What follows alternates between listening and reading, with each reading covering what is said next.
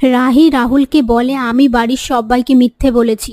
আমার এটা একদম ভালো লাগছে না। রাহুল বলে তাহলে তুমি কি করবে বলো, সত্যিটা বলে দেবে? দেখো তোমার যদি এখানে ভালো না লাগে তাহলে তুমি এখান থেকে চলে যেতে পারো, আমি তো আর তোমায় জোর করতে পারি না। এই বলে সেখান থেকে চলে যায়। ওদিকে তিতলি ফোনে একজনকে 5 লাখ টাকা দিয়ে 5 স্টার হোটেল বুক করার কথা বলে নিজের নামটা লিখিয়ে ফোনটা কেটে দেয়। তখনই ডিম্পি বলে তুই এতগুলো টাকা পাবি কোথা থেকে? তিতলি বলে সবটা দিদিভাইয়ের কাছ থেকে নেব। ডিম্পি বলে রাহিদিই বা এতগুলো টাকা পাবে কোথা থেকে? তিতলি বলে তোর আর তোর ওই বয়ফ্রেন্ডের ফ্ল্যাটে ঢোকানোর ভিডিওটা কিন্তু আমার কাছে আছে। এই বলে ডিম্পির মুখ বন্ধ করে দেয়।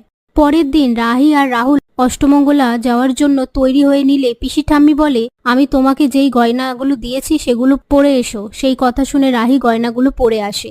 তারপর কনক রাহুলকে বলে তোমার বাবা সবার জন্য জামা কাপড়গুলো কিনেছে, মনে করে যার যার নামে আছে তাদেরকে দিয়ে দিও। রাহুল বলে ঠিক আছে। এরপর রাহি আর রাহুল গাড়িতে করে যাওয়ার সময় রাহি বলে তুমি এই বিয়েটা করে খুব পস্তাচ্ছ বলো? রাহুল বলে তোমার এই ধরনের কথা কেন মনে হলো? এই নিয়ে তারা ঝামেলা করতে থাকে। তখনই পুলিশ এসে তাদের সিগন্যাল থেকে বেরিয়ে যেতে বলে। কথায় কথায় রাহুল রাহিকে বলে দেয় আমিও তোমাদের বাড়িতে জামাই হয়ে আমার যা যা কর্তব্য আমি তাই তাই করব। ব্যাস।